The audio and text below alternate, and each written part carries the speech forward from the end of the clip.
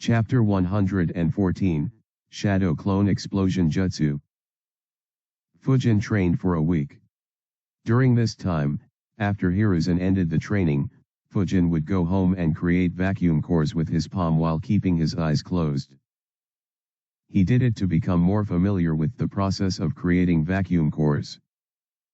Finally, Fujin managed to create a stable vacuum core inside his mouth. He created a few hand signs and blew out the vacuum bullet jutsu. Unlike air bullet, where he could blow half a dozen bullets at the same time, he could create just one vacuum bullet at a time. It traveled in a straight line for 40 meters, piercing everything in its path. Fujin smiled and exclaimed, "Damn cool." Hiruzen smiled. This time, Fujin performed just as he expected. Of course, his expectations were much higher. Hiruzen said, "Good work, Fujin. You can improve vacuum bullet jutsu further by creating more vacuum cores so that you can use multiple at the same time. Of course, that won't be easy, so don't push for it so quickly." Fujin nodded. He needed to use this jutsu a few thousand times. His mastery would improve steadily. Hiruzen continued, "Other than vacuum spheres and vacuum bullets, you can create more vacuum jutsus by changing the shape of the vacuum core. But don't experiment with it for now. Try it after a few months." Fujin nodded and said, "Thank you, Grandpa." Hiruzen smiled seeing how obedient he was. However, soon he noticed a slight smile forming on Fujin's face.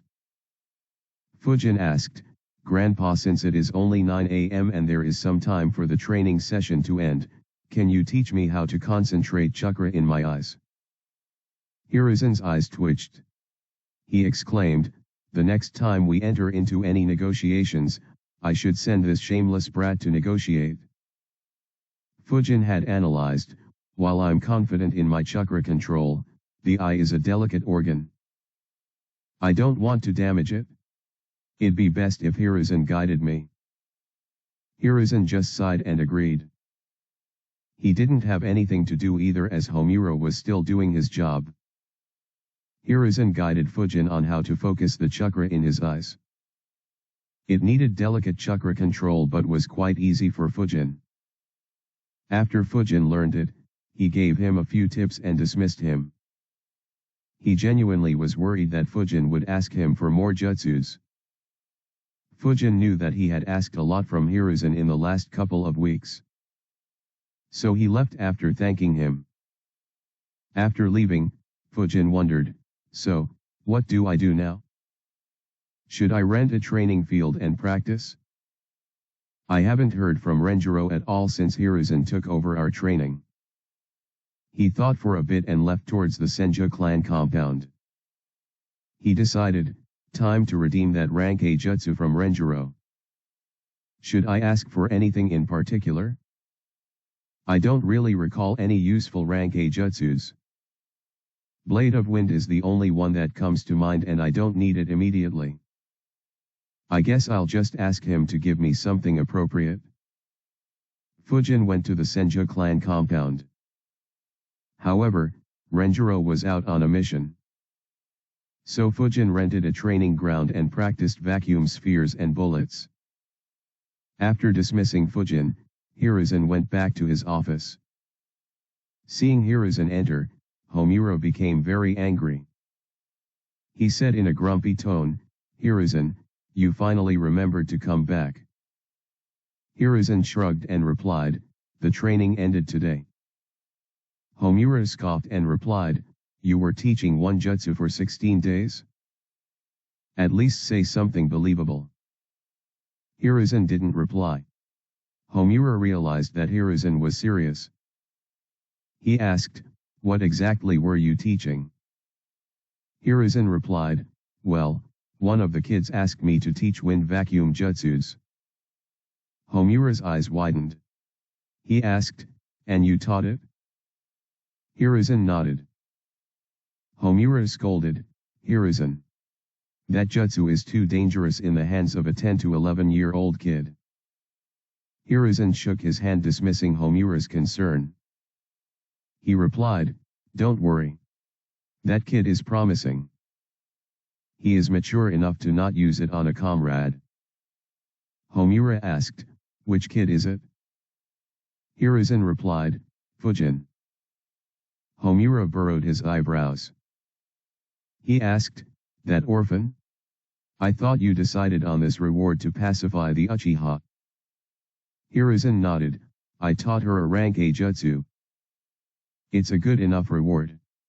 However, I discovered that Fujin is very talented too. He has the potential to be an elite jounin. Since he specializes in wind manipulation, he'd be a very good addition to most of our jounin teams." Homura was surprised at the high evaluation given by Hiruzen. He nodded and said, "If the village can get another elite jounin, then it's alright. Do you plan to take him into the Umbu?" Hiruzen nodded, "Yes, but when he reaches 13.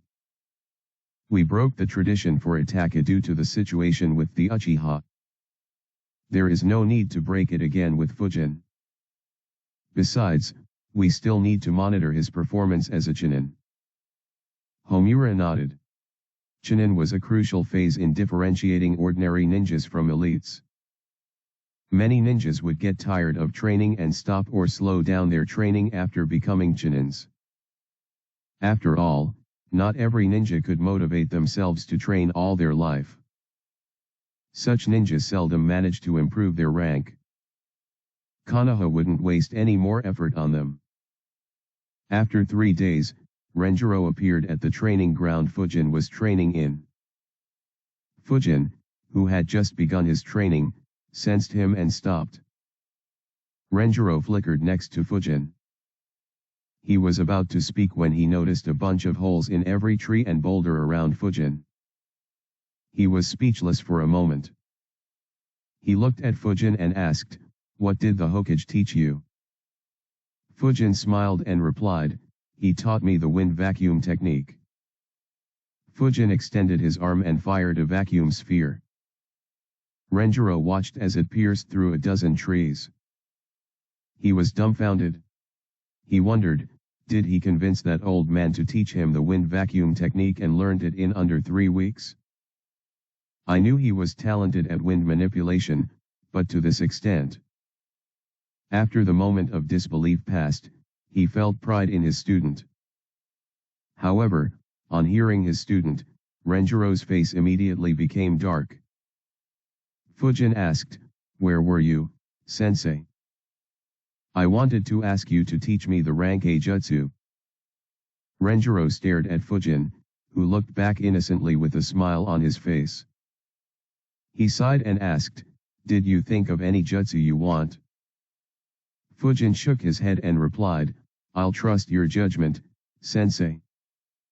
Renjiro nodded. Rank A jutsus were hard to find. Rank A jutsu that suited you was even rarer. Fujin did know about a few rank A jutsu, but most were from other elements. The remaining were very few. So he couldn't decide on what would be the most useful for him. Renjiro said, "All right. I have decided to teach you the Shadow Clone Explosion Jutsu." Fujin thanked him, "Thank you, sensei. Can we start learning it now?" Renjiro was just back from an S-rank mission. He had planned to rest, but he agreed. Renjiro said, "This jutsu has no hand signs. All you have to do is create a shadow clone and make it self-destruct using all chakra it has." Fujin replied, "That's convenient, sensei." Renjiro nodded and continued, "The advantages are self-explanatory. The limitation is the range. Your clone needs to be very close to the enemy before self-destructing. You will also need to ensure that the enemy doesn't move away quickly on sensing the explosion. As for the disadvantage, since your clone will use all its chakra, you won't be getting any back." Fujin nodded. It was as he expected. Fujin asked, So how do we make the clone explode, sensei? Renjiro began explaining the details of the jutsu. Fujin created a couple of shadow clones and asked them to try as Renjiro explained. Fujin observed them carefully. After a few minutes, one of the clones exploded successfully. The explosion sent dust flying. After the dust settled, he noticed a small crater where the clone exploded. It had a radius of 2 meters and a maximum depth of 5 centimeters. Soon, the second clone exploded as well. Fujin received the memories and experiences of both clones. Fujin began creating more shadow clones one by one. After one would self-destruct, Fujin would get his experiences and make another shadow clone to practice the jutsu. Fujin's chakra had increased a lot since the time he received the shadow clone jutsu. It had multiplied many times. He could now create 21 proper shadow clones that could sustain themselves until they used up 2/3 of their chakra. If he just wanted to create shadow clones for the sake of creating them, he could create 65 shadow clones. Of course, these clones won't be able to use a lot of chakra. If he intended to have his shadow clone use rank B jutsus or supercharged jutsus, then he could only make a few. A/N, for those who forgot, I had explained the details when Fujin learned shadow clone jutsu. A shadow clone needs a particular amount of chakra to sustain itself. If it didn't have that much, it would be dispelled and the chakra would be returned to the ninja. And a proper shadow clone would need to be able to use at least 2/3 chakra before reaching that minimum chakra requirement. Back when Fujin had learned shadow clone jutsu for the first time, the minimum required chakra to sustain a shadow clone was 41% of Fujin's entire chakra. However, since it was just the purpose of learning how to self-destruct, Fujin created 31 by 1. It emptied 80% of his chakra reserves. However, the progress he made was incredible. Chapter 115, Stingy Sensei. After practicing, Fujin's shadow clone needed just 2 seconds to explode after making the decision to self-destruct. The efficiency of using all of the clone's chakra for the explosion also increased. Each explosion now formed a crater of 3 meters radius and 10 centimeters depth. Renjiro said, "That's good enough. Don't exhaust your chakra anymore." Fujin nodded and stopped practicing. Renjiro said, "Shadow clone explosion jutsu is relatively easy to learn. The difficult part of this jutsu is learning shadow clones. So don't expect to learn any other rank A jutsu in a day." Fujin nodded. He thought, yeah, this jutsu was just too easy to learn. Though practicing it will be tougher due to the crazy rate at which it burns chakra. Renjiro said, "Another important aspect is the amount of chakra you pour into your clones. While practicing, you kept the amount of chakra in your shadow clones to the minimum. However, if you create a clone with a lot of chakra, that explosion will be much stronger." Fujin nodded.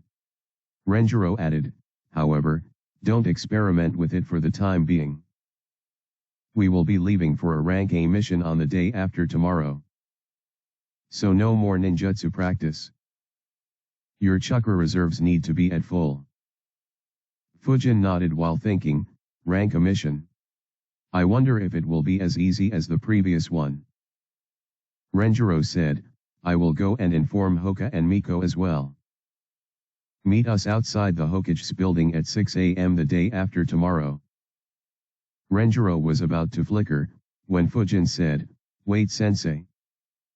Renjiro waited and looked at Fujin. Fujin said, "Sensei, is there a wind clone explosion jutsu? Just like shadow clone explosion jutsu?" Renjiro nodded, fully anticipating what Fujin would ask next. Fujin asked, "Could you teach me that jutsu as well, sensei? Or give me the scroll to learn that jutsu from?" Renjiro smiled and replied, your reward was just 1 rank a jutsu. If you want that jutsu, then become a jounin immediately. Fujin gave him a deadpan look. It was well known that Konoha was very stingy when it came to promoting chunins to jounins. Even someone like Itachi, who was strong enough to annihilate the entire Uchiha clan, was officially only a chunin when he left the village. A/N, I always thought he became jounin before being selected into Umbu. Kinda surprised when I read that he was never promoted to jounin despite being an Umbu captain. So Fujin didn't expect to even be considered for a jounin promotion for a few years. He complained, "Come on. Don't be stingy, sensei. My wind clones are even better than me at wind instantaneous body jutsu. And I can already imagine the destruction they could cause with the combination of wind instantaneous body jutsu and wind clone explosion jutsu." Renjiro chuckled and replied, "It's not me being stingy. As a teacher, it's my job to motivate my students. Wind clone explosion jutsu is my way to motivate you to become a jounin soon. So don't slack off and become a jounin quickly." On saying that, he flickered away, not giving Fujin any chance to argue back. Fujin was dumbfounded seeing his sensei just run away. He grumbled, "Such a lousy excuse. He could have just given it to me and dangled an S-rank jutsu to motivate me. Besides, the principles of the jutsu should be similar to Shadow Clone Explosion Jutsu. So I should be able to make this jutsu myself. After all, no hand signs are needed." Renjiro laughed after leaving. He thought, that brat always manages to get his way when asking for new jutsus or techniques. He needs to be given a few setbacks, or else he would just begin knocking on everyone's doors and asking them to give him their jutsus. Still, it was a good tactic that he thought of. A few Sunajounins used it to good effect in the previous war. It was so effective that we had a Hyuga who could use vacuum palm in every group that went to the Suna front line. Not having much chakra, Fujin left to fill his stomach. He rested for a couple of days. When Fujin was being trained by Renjiro, 4 ninjas, dressed in hidden mist vests, entered the land of fire undetected. All 4 wore masks and had visible injuries on their body. They appeared to be escaping. A few minutes later, another 6 ninjas with similar clothes entered from the same path as those 4 ninjas without alerting anyone. They too had some injuries, but the injuries were lesser. They chased after the first group. After 10 minutes, the 2 groups finally got very close to each other. Matsuzaki Masa, who was in the second group, was a censor. He smirked and said, "Kazuki-senpai, I found them. They are just 700 meters ahead of us." Kazuki smiled and said, "Move quickly. We need to eliminate them and leave. It will be troublesome if Konoha gets involved." His group nodded and moved faster. They were in the enemy territory after all. Mino Mizuyo sensed Masa sensing them. Her expression grew grim. She said, "Jo-sama. They sensed us. They are only 700 meters behind us." Sakaichu's expression grew grim. She said, "Let's wait ahead and set up traps. We will create a lot of noise in this war to attract Konoha's attention. Once Konoha and those guys clash, we can escape. It'd be best if Konoha kills them." Her subordinates nodded and began preparing traps. Soon, the 6 Kiri ninjas from the Mizukage faction caught up.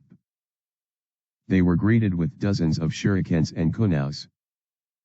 However, they managed to dodge and block everything. But, suddenly, 3 kunaus with explosion tags appeared near them. They quickly dispersed. Sakaijo flickered in front of one of the enemies and blew hot steam on him. The Kiri ninja yelled and retreated. He had burns all over his body. Even some of his clothes had melted. Kazuki and another jounin quickly made a move to attack Jo. However, she just retreated. Her team members appeared next to her to aid her. A clash happened. After a couple of minutes of a deadlock, Jo and her team suddenly retreated to a spot. Jo made a few hand signs and blew steam in the whole area. Kazuki and his men got together and countered with water release jutsus. However, after using her steam jutsu, Sakai Jo and her squad members retreated rapidly. Before their opponents could react, the entire area was blown up. Kazuki was livid. He yelled, "Those fucking traitors rigged the entire place." Although the forest was blown up, Kazuki and his squad didn't suffer any injury. However, they were faced with two issues. Their opponents had once again run out of their sight. And, more importantly, this massive explosion was sure to attract Konoha ninjas. As Kazuki expected, the loud explosion was noticed by a Konoha patrol unit that was 5 kilometers away. They immediately reported to their superior and rushed to inspect the explosion. 2 days later, Fujijane appeared outside the Hokage building at 5:55 a.m. Renjiro, Miko, and Hoka were already there. Miko was annoyed. She asked with annoyance, "Aren't you excited for a rank A mission? Why couldn't you come early?" Fujin shrugged and said, "Haven't we already completed one rank A mission? Besides, I'm early." Miko complained, "By only 5 minutes." Fujin smirked and said, "That's plenty of time to defeat you." This remark angered Miko a lot. She was about to yell back, when Renjiro said, "Enough chit-chat. Time to see the Hokage." Miko looked away from Fujin and walked ahead. Fujin looked at her with a bit of disappointment. It's a shame that steam doesn't blow out of ears on being mad like in anime. The group walked into the Hokage office and greeted Hiruzen. A Chunin was standing in the room with a file. Hiruzen asked the group, "So, are you prepared for a rank A mission?" The kids immediately nodded and replied in affirmative. He chuckled and said, "Good luck. Tatsuya will explain the details." Tatsuya, the Chunin inside the office, stepped forward and said, "The mission assigned to you is a 2-part mission. Both these parts are rank A missions by themselves. 2 groups of ninjas from Hidden Mist clashed inside our country 2 days ago. We sent out a few scout teams to track them, but they couldn't find them. But we believe that they haven't left the Land of Fire yet. The first part of your mission is to find and either eliminate or arrest them." He handed a document from the file to Renjiro while saying, "The clash happened near the eastern shore of our country, about 75 kilometers to the north of the port near the Land of Wave. Blood samples were collected where the clash happened, so they could be injured. However, we don't know who the Kiri ninjas are." Renjiro accepted the document with a puzzled look. This wasn't the mission he had decided for his team. Hiruzen said, "There are some border patrol teams in that area. You can cooperate with them. If the mission exceeds the rank, you are allowed to retreat and inform us to send the appropriate backup." Renjiro nodded. He was aware of the protocols. The words Hiruzen spoke were for the kids. The kids also realized it and paid close attention. Tatsuya continued, "The second part of your mission will be inside the Land of Hot Springs. A dozen rogue ninjas have entered it and are creating chaos around the southern town of Niigata. According to our information, the rogue ninjas are from Kiri. You will cooperate with a local team and eliminate them." Renjiro nodded. This was the mission that he had selected for his students.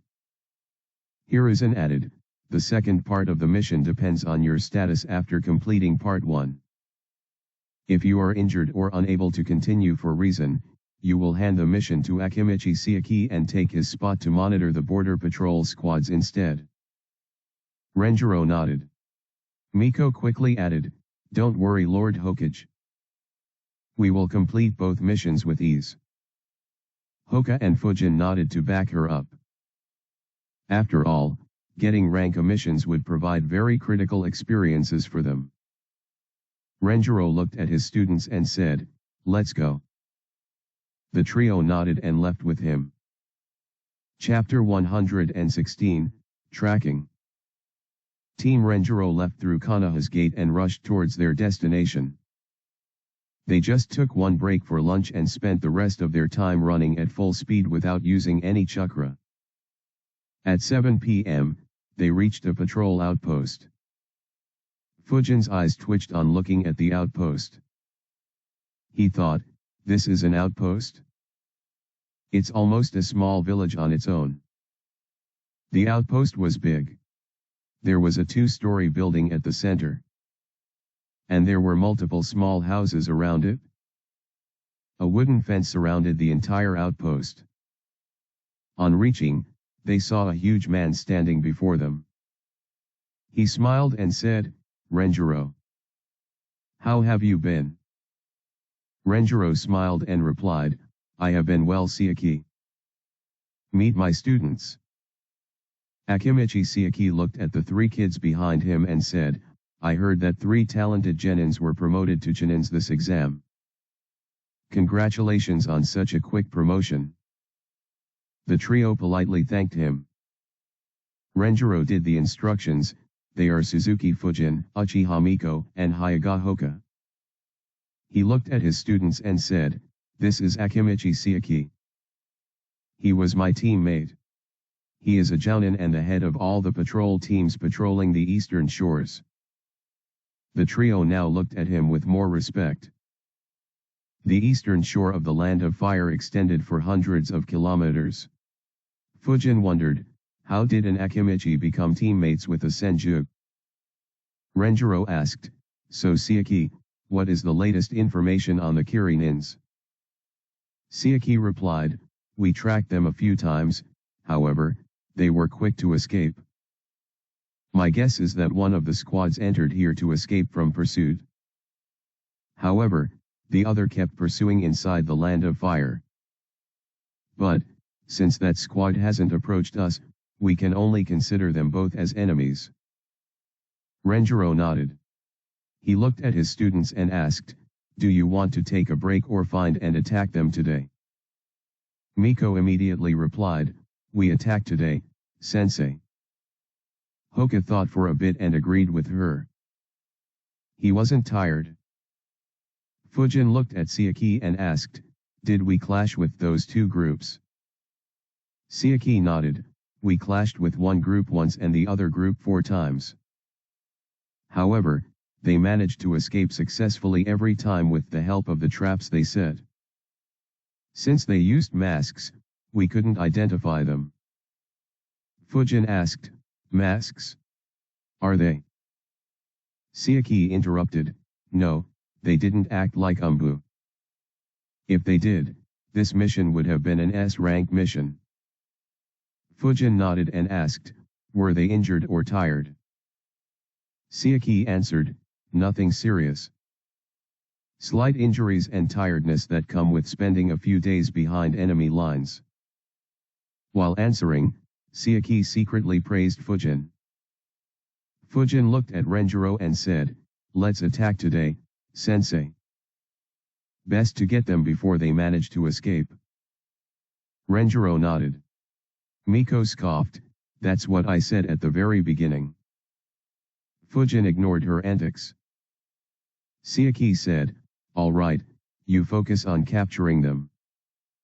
I'll ensure that they don't manage to escape. Take Inyazuka Hotaka with you. He will brief you on the details. Renjiro nodded. Inyazuka Hotaka walked ahead. A ferocious-looking ninja dog followed him. Hotaka was a chinin in his mid-20s. The group left.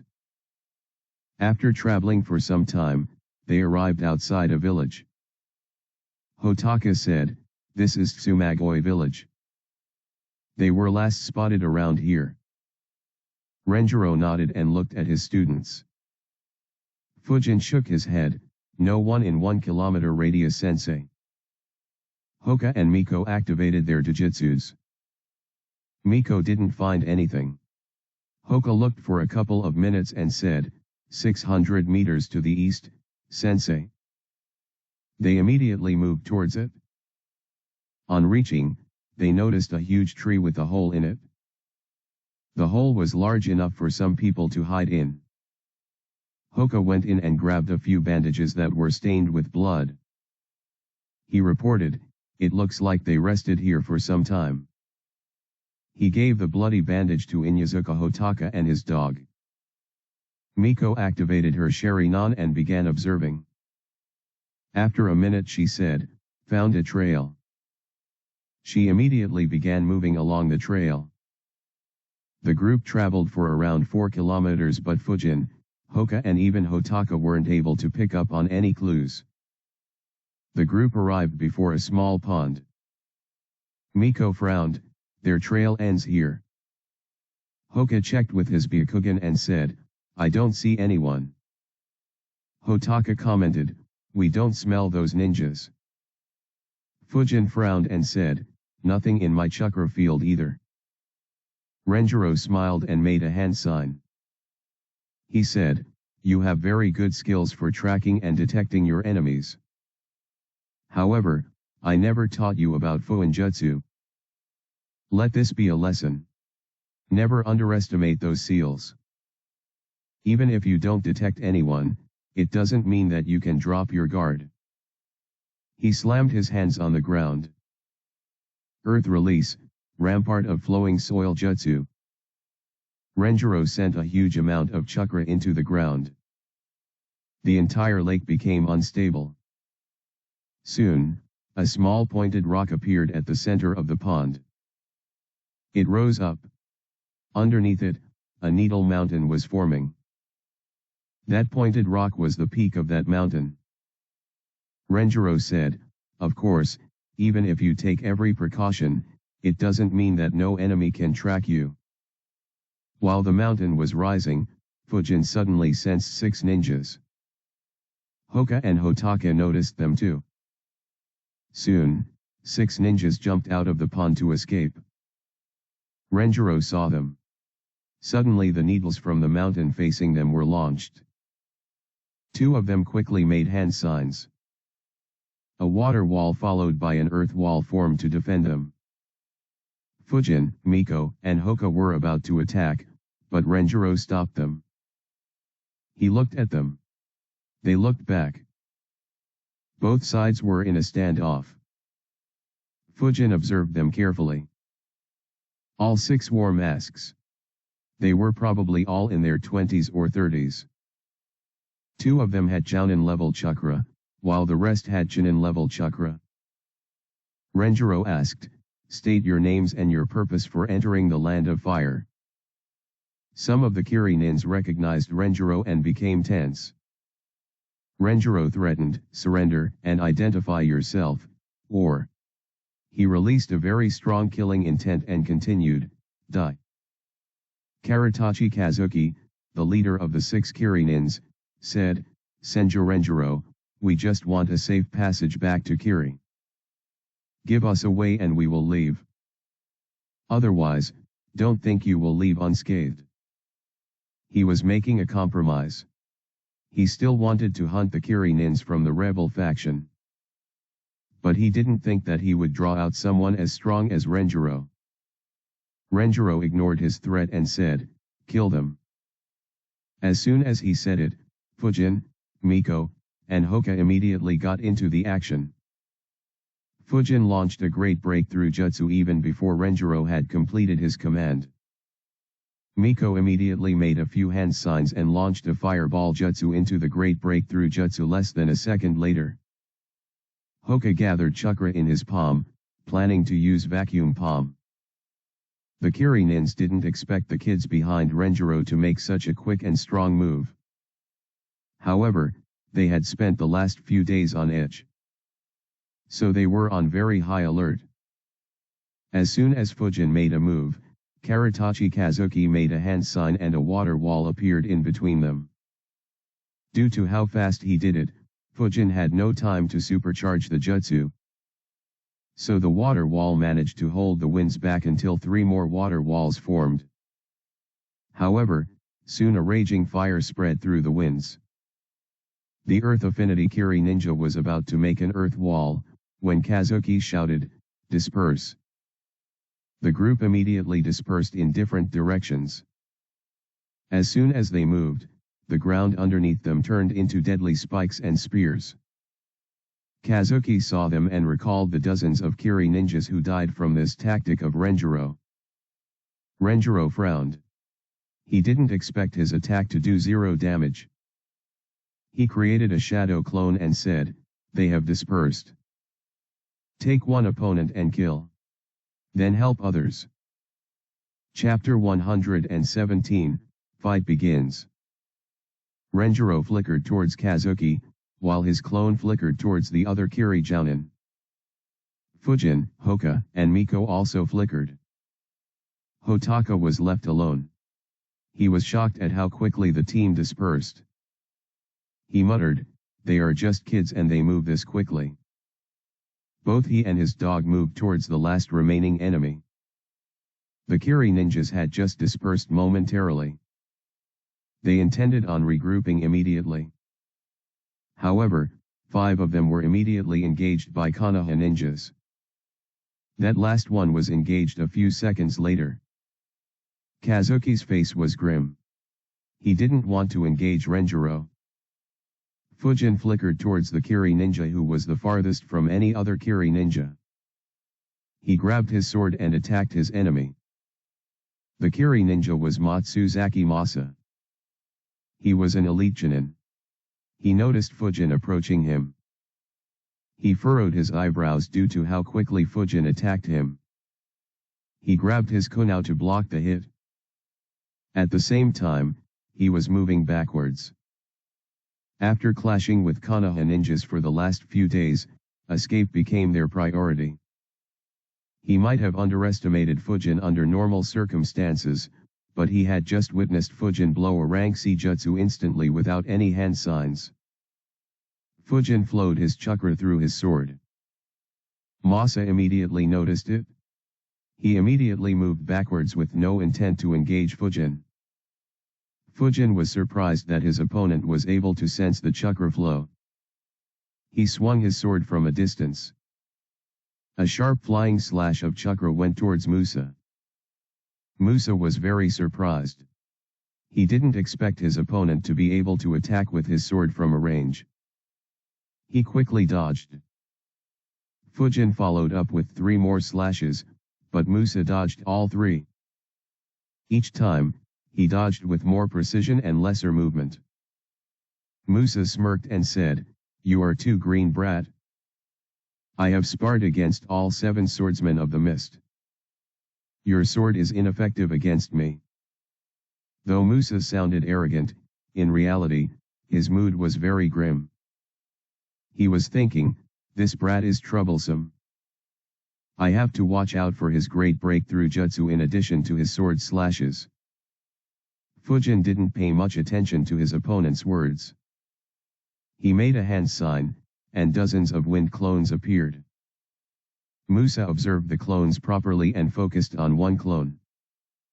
Fujin frowned, first sensing chakra flow and now looking at that clone. Looks like he is a sensor as well.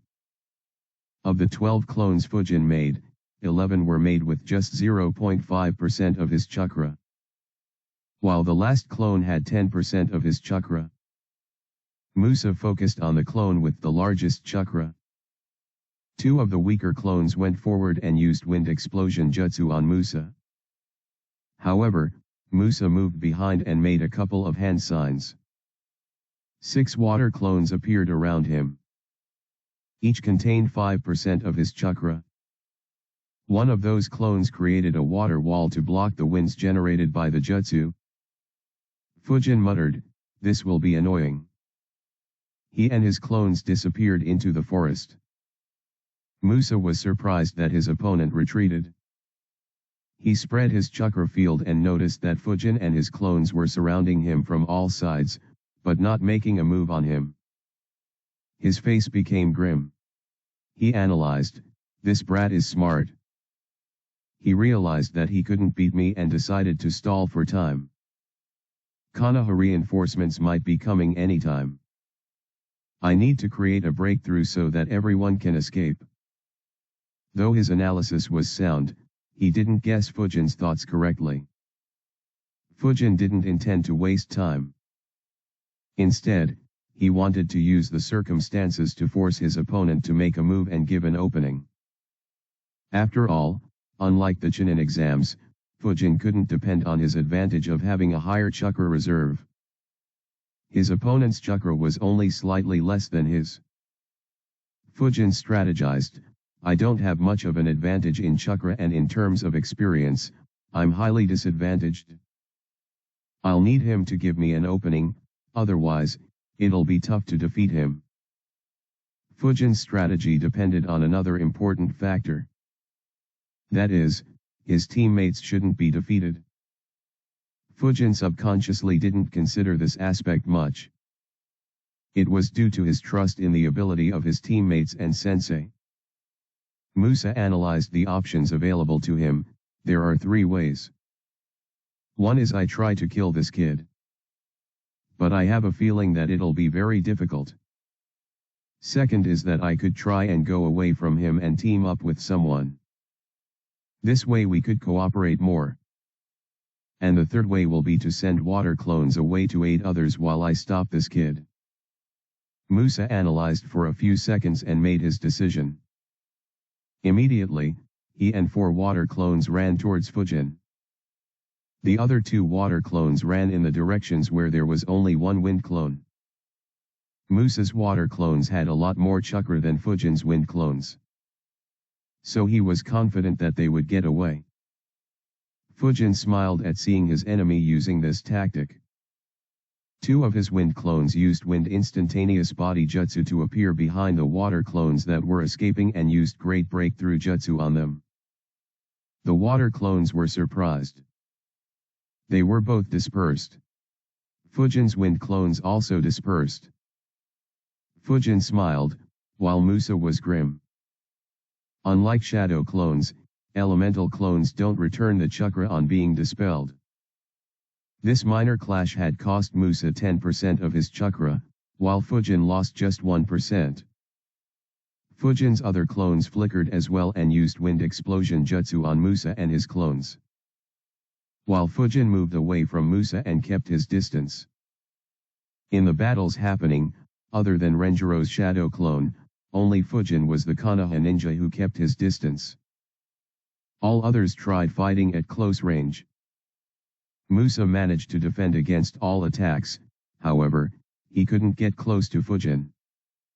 He frowned and decided to use the second tactic.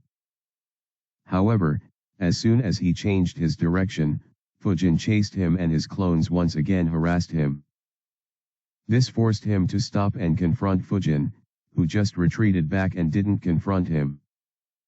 The 2 exchanged attacks in this manner a few times. Musa's face became ugly. Fujin's tactic was very annoying. He cursed Fujin loudly and taunted him, but Fujin didn't reply and continued the same tactic. However, despite the high number of exchanges, Musa wasn't injured at all. He never gave any openings for Fujin to exploit. Fujin, who was at a distance waiting to sneak attack, frowned. He thought, are all Kiri ninjas so tough to kill? At the same time, others were engaging in a clash as well. The quick attack by Renjiro and his students ensured that the Kiri ninjas stayed separated. They had witnessed their teamwork in the short clash and didn't want them to get together. Hoka's opponent was another elite Chunin. His name was Ona Danjiro. Just like most Kiri ninjas, he too was an expert at water release jutsus.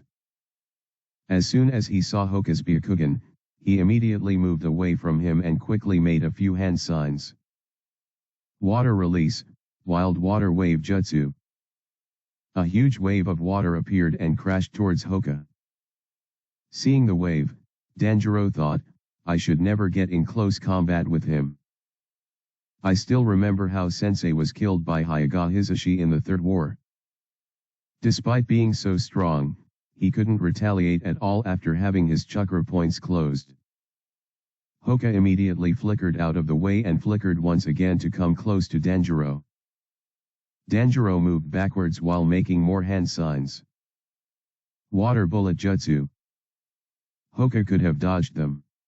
However, he wanted to fight head-on. So he gathered chakra in his palm and used vacuum palms to stop his water bullets. Danjiro was surprised to see such a young Hyuga use this jutsu. The vacuum palms and water bullets clashed. Some of the vacuum palms went through the water bullets and moved towards Danjiro. Danjiro immediately dodged. He created more distance from Hoka and engaged in a long-distance battle. Hoka tried getting close many times, but Danjiro managed to keep his distance and used mid-range water jutsus. Hoka could only engage him with earth jutsus and vacuum palms. Chapter 118, The Breakthrough. Miko faced a tricky opponent as well. Her opponent was Ishimaru Hoshi, a Chunin with water affinity. On flickering in front of him, Miko immediately launched a fireball jutsu. However, Hoshi easily dodged her and used water release, wild bubble wave jutsu. He spat out a large volume of foam-like bubbles. They rushed towards Miko, who flickered out of the way. The bubbles covered that part of the ground and made it very slippery.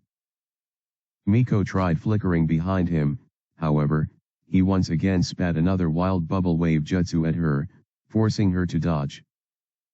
She tried attacking him twice more, just to be countered the same way. She frowned and flickered again and used another fireball jutsu from mid-range. Hoshi once again made hand signs and used the same jutsu. On clashing, his jutsu overpowered Miko's and doused the fire. By now, all the ground around him in a 30-meter radius was filled with bubbles. It was very slippery. Miko noticed this as well and frowned. She analyzed, he is trying to make a battlefield more favorable for him. And his chakra is higher than mine, so he can use a lot more ninjutsu than me. I need to end this quickly. Miko kept her distance and attacked with shurikens. Hoshi used another bubble jutsus, but this time using way less chakra and producing a very small volume of bubbles. However, they were adequate to block her shurikens. At the same time, they spread out the slippery field even more. Miko kept attacking with shurikens, kunaus, and explosion tags. At times she even used fire or earth release jutsus. However, Hoshi kept neutralizing her weapons and fire jutsus with bubbles. As for earth jutsus, he used to just slide out of the wave. Miko kept her Sharingan active the whole time to cast a genjutsu on him. However, Hoshi never looked into her eyes. Hoshi then used hidden mist jutsu to block any attempts to cast genjutsu on him. Miko frowned. Her Sharingan couldn't see through the mist. She kept attacking from a range but produced no good result. The stalemate continued in this manner. Inyazuka Hotaka was the only one who was at a disadvantage. He hadn't learned any nature manipulation, while his opponent, Mimizu Yatoi, was quite good with his water release. He kept his distance and kept attacking Hotaka with water bullets from a distance. While he hung on, both he and his dog had taken a lot of minor injuries. However, he gritted his teeth and kept fighting. He didn't want to be the one to lose when even kids less than half his age weren't being defeated. Seeing that he couldn't defeat his opponent in a short time, Mimizu Yatoi used hidden mist jutsu. This was a common escape tactic among Kiri ninjas. They would cover the battlefield with mist and could decide whether to escape or assassinate their enemies. Hotaka used his strong sense of smell to keep a track of his opponent and kept fighting. However, the mist kept spreading throughout the battlefield. Unlike others, Renjiro was overbearing. On flickering, he immediately attacked Kazuki with his full strength. Kazuki barely managed to hang on to his life. He used water jutsus to counter Renjiro's water jutsus and used lightning jutsus to counter his earth jutsus.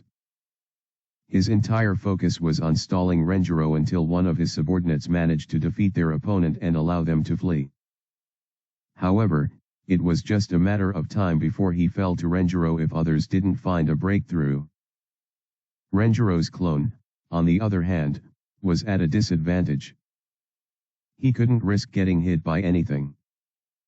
So he kept his distance and blocked any attack by his opponent. His opponent, Mimizuya Junji, kept trying to disengage and hit the Chunins, but Renjiro's clone kept blocking him. He tried using hidden mist jutsu, but Renjiro dispersed it every time. In this way, the clash entered a deadlock. Both sides knew that only one ninja would have to claim victory in order to turn the tides. However, the Kiri ninjas were under more pressure due to them being in Konoha's territory. The stalemate continued until the hidden mist jutsu used by Mimizuya Doi spread to other battles. The Kiri ninjas sighed in relief on seeing it. They would finally be able to escape. However, it wasn't easy. Fujin and Renjiro easily dispersed it and kept up their attack. They gave no chance to their opponents to take advantage of the mist. The breakthrough that both sides were waiting for came in the fight between Miko and Hoshi. They kept fighting till Miko noticed that there was another ninja casting hidden mist jutsu as well. She realized, they are planning to use hidden mist jutsu to cover their escape.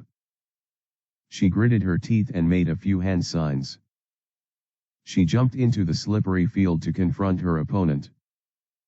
On entering the mist, her leg slipped and she fell down. Hoshi heard it and an evil grin appeared on his face. He quickly moved towards her. Today an Uchiha genius will die at my hands. Miko got up while maintaining her hand signs. She analyzed, he should have heard that fall. Now I only have to wait for him to come to me. Hoshi silently slid through the ground. He made almost no noise. He moved around Miko to hit her from behind. Despite the hidden mist jutsu, he wouldn't underestimate her Sharingan. Miko didn't sense or hear him at all. However, when Hoshi was around 5 meters behind her, she felt that she was about to be hit in the back. Constant spars with Fujin and Renjiro had made her very sensitive to sneak attacks. She immediately used her jutsu. Fire release, Hellfire Clap Jutsu. A ring of fire appeared instantly around Miko. Hoshi felt the heat and became alert. He thought, what is this bitch doing? He immediately decided to retreat and attack again later. However, before his legs could move, the fire expanded in all directions. It expanded for 10 meters, catching Hoshi. The fire was very hot. Without any defenses, Hoshi was burned instantly. He yelled loudly. The fire burned all his skin and his organs as well. He tried making a hand sign to survive but fell midway. His insides had been cooked and his skin had been burnt. The jutsu burnt all the grass and even soil in a 10-meter radius. Even the mist there was dispersed. Miko's Sharingan saw as Hoshi was burnt alive with no way to resist. His burnt body fell on the burnt soil. Miko took deep breaths. The jutsu used up a lot of her chakra. However, she smiled. The breakthrough that everyone was looking for was provided by her to Konoha. Chapter 119, Sweeping Through Enemy Chunins. The battle, which was in a stalemate, was disturbed thrice in a short duration. First, mist spread throughout the battlefield. A minute after it spread, a loud yell was heard throughout the battlefield. And a few seconds after that, a heat wave spread through the battlefield. Fujin and his clones were engaged in an intense battle. 17 wind clones were attacking Musa and his 8 water clones. Musa didn't provide any openings. However, Miko's actions disturbed him twice. He heard the loud yell, but he didn't allow himself to be disturbed. However, the heat wave that followed surprised him once again. Though it wasn't an opening, Fujin's clones all attacked at the same moment. 16 wind clones suddenly flickered around Musa and his clones. 14 used wind explosion jutsu, while 2 used great breakthrough jutsu. Musa's water clones immediately defended. The last wind clone was the one having a lot more chakra. He waited for the defenses to be erected and used air bullet jutsu just when the defenses began to collapse. Fujin watched carefully at the situation. His hand was gripping his sword. The wind clone blew 6 air bullets at the same time. Musa hid behind his clones in a hurry. 5 water clones were dispelled. Fujin's remaining wind clones immediately ganged up upon them. Musa was in a tough spot. He made a hand sign. He wanted to use a big jutsu to try and dispel all of Fujin's clones who were so close to him. However, at that instant, he noticed Fujin flickering a few meters to his right. There was no water clone between him and Fujin. Fujin swung his sword from that distance. A flying slash was sent at Musa. However, Musa wasn't intimidated. Fujin had attacked in this way a dozen times but never once managed to hit him. Musa immediately moved slightly so that the flying slash will just barely miss him. While dodging, he thought, since he has decided to attack, I should kill him directly. The flying slash just barely missed him. He began making another hand sign to complete his jutsu. However, numerous cuts suddenly appeared on Musa. Musa was shocked. How? I dodged it? The cuts kept appearing until one deep cut slashed across his neck. His blood spilled out like a fountain. During his final moments, he looked at the young shinobi in front of him. There was no expression on his face. However, in his eyes, Musa could see that everything happened as he planned. Too much blood flowed out of him from the numerous cuts on his body. Musa closed his eyes as Fujin swung his sword once again. The flying slash severed Musa's head from his body. Fujin looked at his fallen enemy and thought, if I had sent wind slashes with my sword from the beginning, I'd have got more advantages. However, he would have dodged them all. However, by making him think that I can only send a normal flying chakra slash like a samurai, I lowered his guard. Of course, I didn't use Senju Taijutsu, vacuum style, or shadow clone explosion jutsu. If this guy was an elite Chunin, then it's safe to say that my current level is barely Jounin. Fujin smiled. Reaching the threshold of Jounin rank at merely 11 years old was a huge achievement. Fujin spread his chakra field and observed. He noticed that Miko was alone and concluded, looks like that heat wave was from the jutsu Hiruzen taught her. He kept sensing and concluded, I and Miko have won.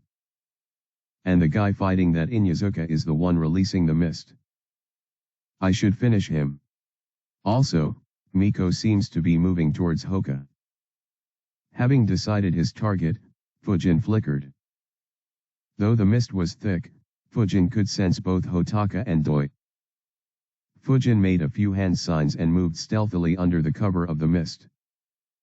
Doi was attacking Hotaka. He kept moving around him and kept hitting Hotaka with water bullet and water pallet jutsus. Hotaka and his dog were bleeding from a lot of places. Fujin closed the distance until he was around 25 meters from Doi. He used his jutsu. Vacuum bullet jutsu. The air bullet with a vacuum core moved rapidly. Doi didn't hear Fujin until he heard a sound of something moving rapidly. Unfortunately, before he could react, the vacuum bullet pierced through his heart. He fell with his eyes wide open. He never imagined that the mist he set up would be the cause of his death. And even in death, he wouldn't know who killed him. Hotaka, who was struggling, was surprised when he heard a fall. He could smell that the person who fell was Doi. He quickly moved forward and saw a small hole in his chest. He noticed Fujin's silhouette appearing to his left. Fujin looked at him and saw that he was bleeding. He asked, "Are you all right?" Hotaka was embarrassed at Fujin being concerned about him. He thought, "I was so engrossed in the fight that I didn't even notice another smell approaching us." He replied, "Don't worry, I'm fine." Fujin nodded and said, "Apply first aid to yourself and him. I'll go aid others." Without waiting for his reply, Fujin flickered into the mist. Hotaka sat down on his butt and stroked his dog. He looked at his partner and said, "Well, that was embarrassing." His dog barked in a low voice in reply. Fujin flickered towards Miko and Hoka. Danjiro was in a tough spot. Hoka was a tough opponent by himself. However, he was sneak attacked by Miko's fire release, Forjutsu. He dodged successfully, but that didn't make his situation any easier. Now, in addition to staying away from a Hyuga, he had to avoid looking into the Sharingan of the Uchiha. Moreover, unlike Hoka, Miko didn't mind a mid-range battle. Though her fire release was restricted by Danjiro's water release, she could still use fire release, Forjutsu and her earth release effectively. It became very difficult for Danjiro when combined with Hoka's earth release and vacuum palm. However, he still held on. Unfortunately, his situation would worsen even further. Fujin was watching this battle from behind a tree. On seeing an opening, Fujin made a few hand signs. Vacuum bullet jutsu. Unlike against Doi, Fujin didn't have any mist cover. In addition, Danjiro was fighting two enemies and was on a very high alert. He sensed Fujin's jutsu and immediately took evasive maneuvers. However, vacuum bullet was very fast. Though Danjiro dodged, it still grazed past the side of his abdomen, leaving a 1-inch deep scar. It immediately began bleeding. Hoka immediately took advantage of this. He targeted Danjiro's heart with a vacuum palm attack. Miko was a split second slower, but she attacked with shurikens too. Danjiro already had his back against the wall while fighting just Miko and Hoka. Fujin's sneak attack was the last straw that broke the camel's back. The injury caused by vacuum bullet, though not life-threatening by itself, distracted him. He had to divide his attention to a third hidden enemy. Hoka and Miko used this exact moment to attack. Hoka's attack hit first. Though Danjiro tried moving, it was very late. The attack hit on point and made Danjiro vomit blood. Immediately, Miko's shurikens hit his throat. He fell down, slain in battle. With the enemy finally down, Hoka and Miko looked where Fujin was. Hoka frowned and said, "I could have killed him myself. You two didn't need to help me." Miko smirked and replied, "Be faster next time." Fujin replied, "Do you want to keep fighting this guy or do you want to fight that Jounin who Sensei's clone is fighting against?" That immediately attracted their attention. Hoka replied, "Let's go and fight him." Miko was excited too. But she suggested, "We should first kill that enemy who was fighting Inyazuka Hotaka. Then only the two Jounins would be left." Fujin replied, "Already took care of him before helping you guys." Miko got mad. She asked angrily, "That means you fought 3 of them?" Fujin chuckled and replied, "Do you want to argue about it or fight that Jounin?" Miko snorted and answered, let's go fight him.